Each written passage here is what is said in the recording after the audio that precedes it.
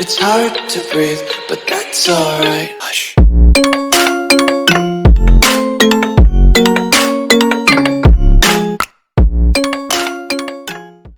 Now moving on to applying supply and demand onto market structure, I'm going to show you obviously the pitch pivot example before jumping onto a real life example.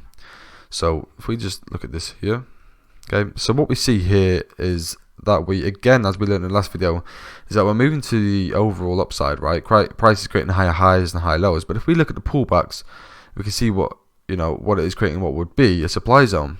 Okay, there's different types of supply and demand zones, which is what we'll jump onto later down, of course. And what we can also see within this pullback is what price created what is called the demand zone. And the demand zone is pretty much what is respected, especially during an uptrend, right? Which is what creates a supply zone failure, which then creates another higher high or also another supply zone.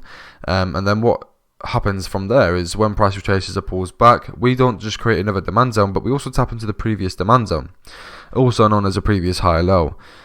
And as long as we're staying above the previous higher low, and don't break structure to the downside, price is still in an uptrend. Okay. Anyways, going back to what we were just saying, talking about with the price happening to our demand zone. If price respects the demand zone, we should see that we should see price then continue higher to create another higher high, also known as a supply zone, before repeating itself and creating another demand zone, tapping into the previous demand zone and continuing bullish. When we move on to the real life example, right, we can see that price has created the supply zone, followed by demand zone creation, followed by a structure break, also known as a supply zone failure, and then again repeating itself by tapping into the previous demand zone before continuing higher and repeating the same process until again price either gets exhausted, etc. Right? And then a change in trend. Another thing to notice as well, when we relate back to the last video when we spoken about the minor structure breaks and complex pullbacks, in the supply and demand world of terminology, world of trading, whatever, right? Price is just creating minor supply and demand zones and failing, in which we know is just essentially noise and structure breaks, right? However, within the complex pullbacks, we could see a supply zone be respected, and this is why I said in the last video it's okay to counter trend trade, but for the better returns and higher probability, it's better to be within accordance to the trend. Okay. So we just jump onto this and again clear all this, and we speak about this one. Okay. So moving on to a downtrend or again a bearish structure, what we would see here is price created a demand zone followed by a pullback to the upside, creating a supply zone which followed by a reversal to the downside, breaking the demand zone and creating a new demand zone.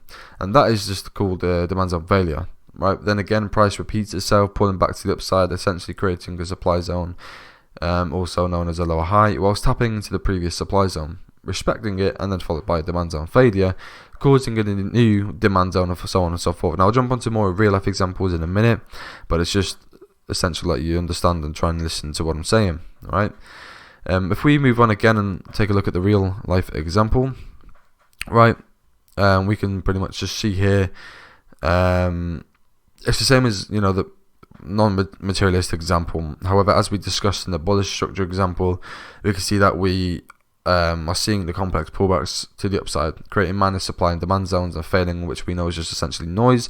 However, within the complex pullbacks, we could see a demand zone be respected, but again, I would prefer to personally not take them trades, as I prefer to take the sell trades rather than the buy trades within a bearish trend, right? So all in all, a quick thing to note as well is that in a bearish trend, our supply zones are being respected, whereas our demand zones are continuously failing, which is also the explanation of our lower lows. And because our supply zones are being continuously respected, that is the explanation of our lower highs. So with that pretty much all being said, by now you should have a better understanding of supply and demand and market structure. But obviously I'll jump on to refine the supply and demand zones and actually how to find an entry using other stuff that we use as well, so order blocks. But for now, what I want you guys to do as well after this video is go on to the charts and start marking up these swing points and mapping out your supply and demand zones. You don't need to know where how to mark the supply and demand zones, but just look at it and mark every swing high and see how far the price is retracing back into that previous highs or lows. Okay. Also map out your supply and demand zones again, just mark out the swing highs and lows and start noticing just the difference between the complex pullback and the pivot point. Right, by pivot point, I just simply mean the highs and the lows in which price reverses from, then breaks and breaks above or below a previous high or low, depending on the trend.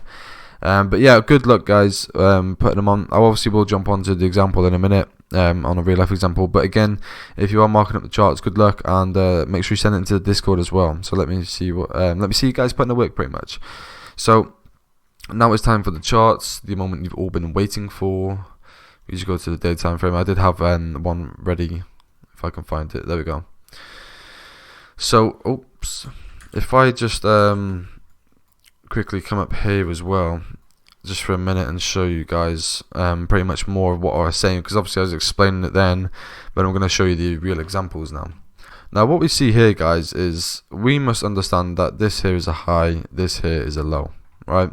What happens is then price, you could class this as a breakout of structure if you wanted to, and form that as a high, and this is your low. It makes sense because it's above the previous high. Again, this counts as well. This counts as well. And then we don't create a new high. We fail to make a new high. Oops. We fail to make a new high. And what price does, it pulls back all down to this demand zone, to the swing points. Now, when I say demand zones, it could just be mapping out order blocks, or it could just be mapping out whatever, right?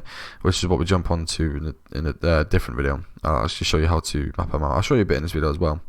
But pretty much what price is doing here, say for example there's an order block, right? And this is what you will see on a price chart. There's an order block here. Again, like I said, if you don't understand what it is, don't worry, I'll explain it later.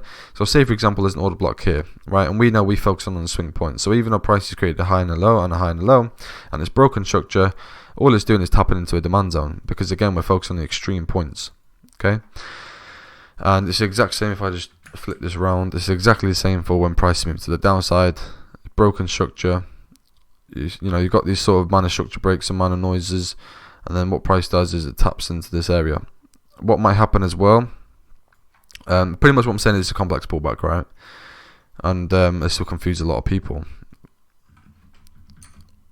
Alright, so there's different types of where you can view supply and demands. So this here is an example of compression into our supply zone. I'll jump obviously on that in a different video. But as you can see here, price is creating highs and lows, overall move to the downside, and it starts creating this short-term bullish, structure, or what looks like compression.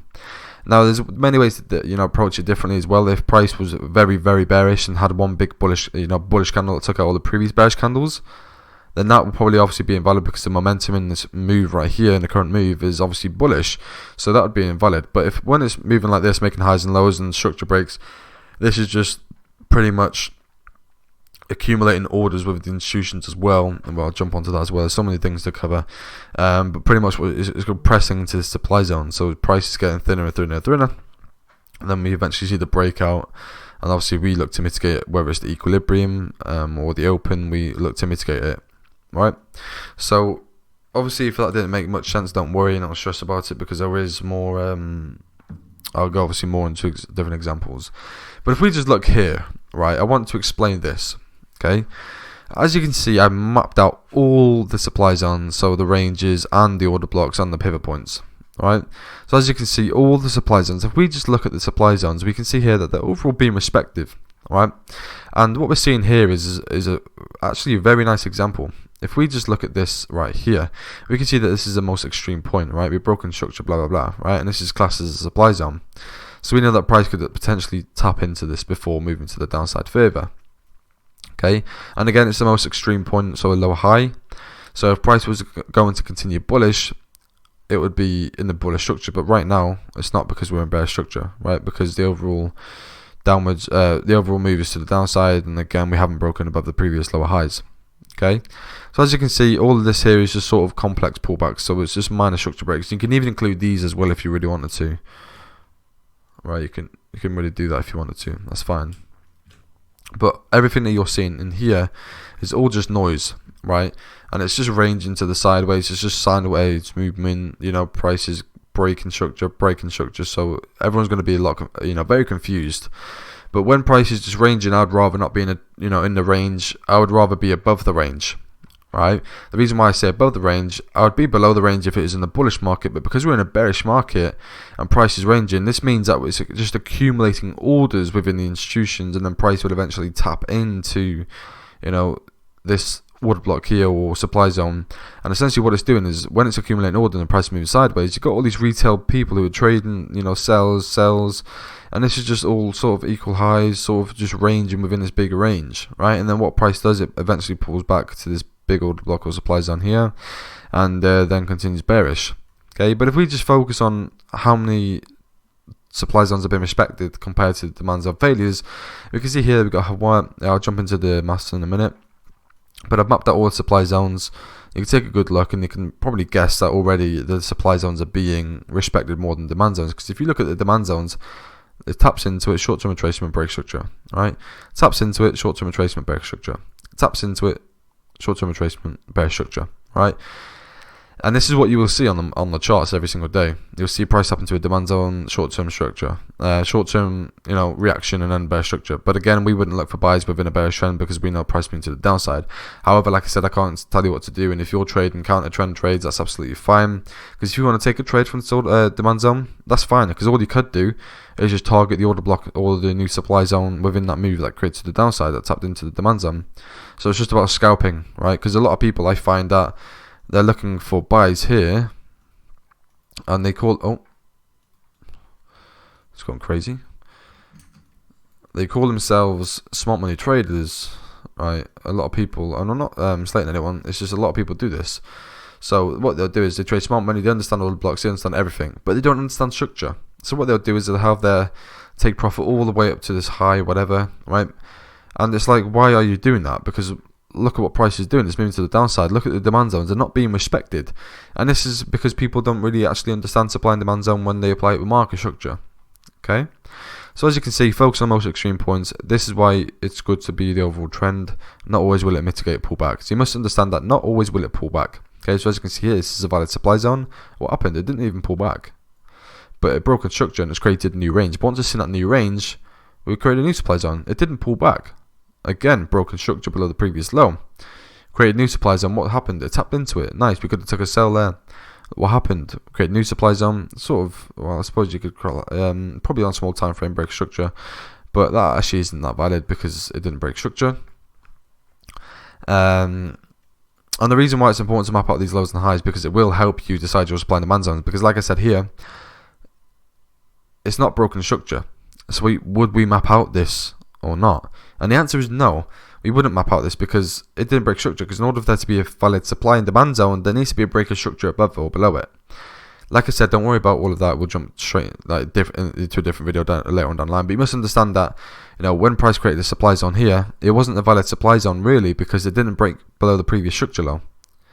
Okay, so that's why it's important to just, even if you look at the market and you understand the highs and lows, make sure you map out the highs and lows. Like make sure you put this circle on here, right? Because it will help you decide,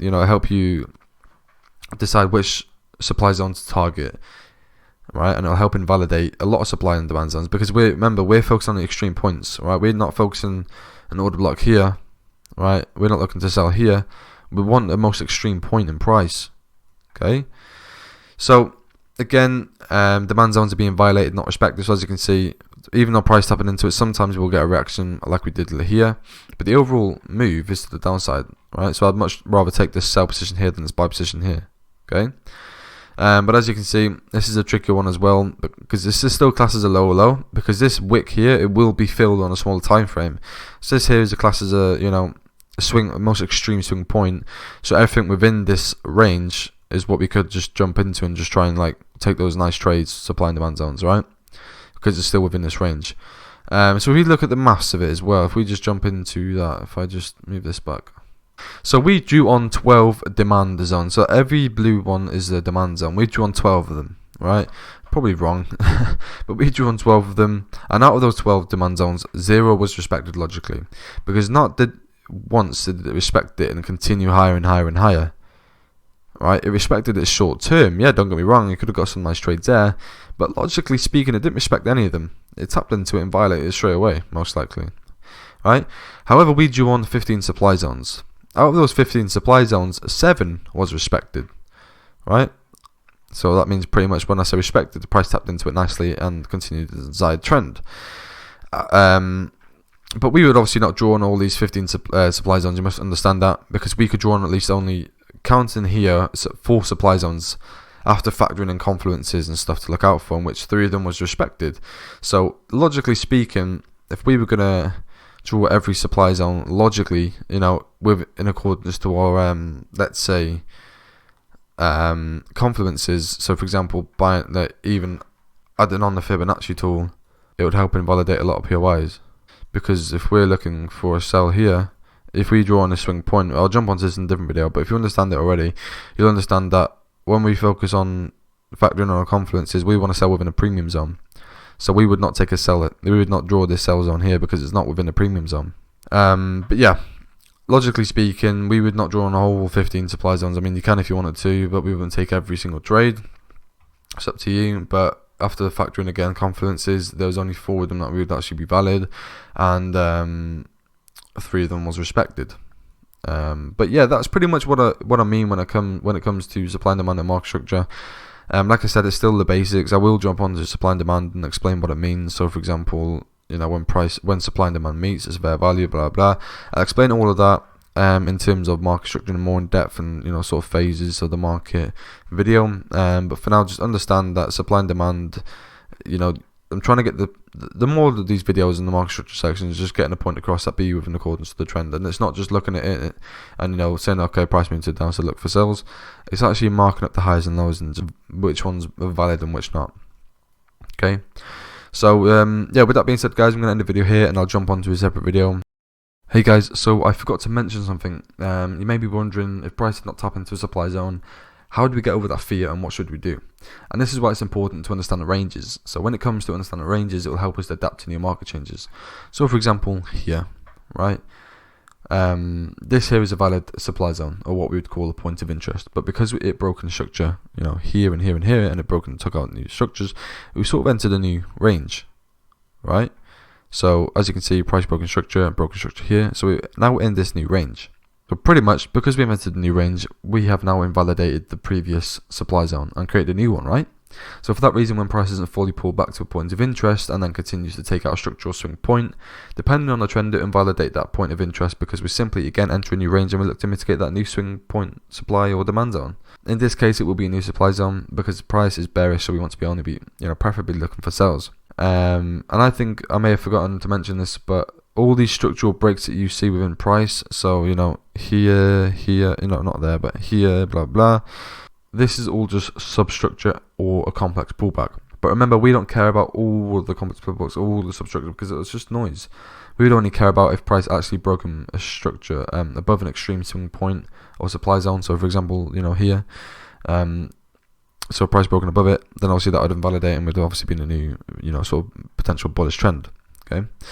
But yeah, I hope I covered everything, guys. Like I said, there's much more explanations for this. It'll all start to connect if you just listen up and take in the information and understand the ranges and understand supply and demand zones are at the most extreme point in price. Then yeah, we'll obviously dissect and cover, how to draw them on, what makes this a supply zone, what makes this not a supply zone, blah blah. So we'll always cover that on in a different video. Okay.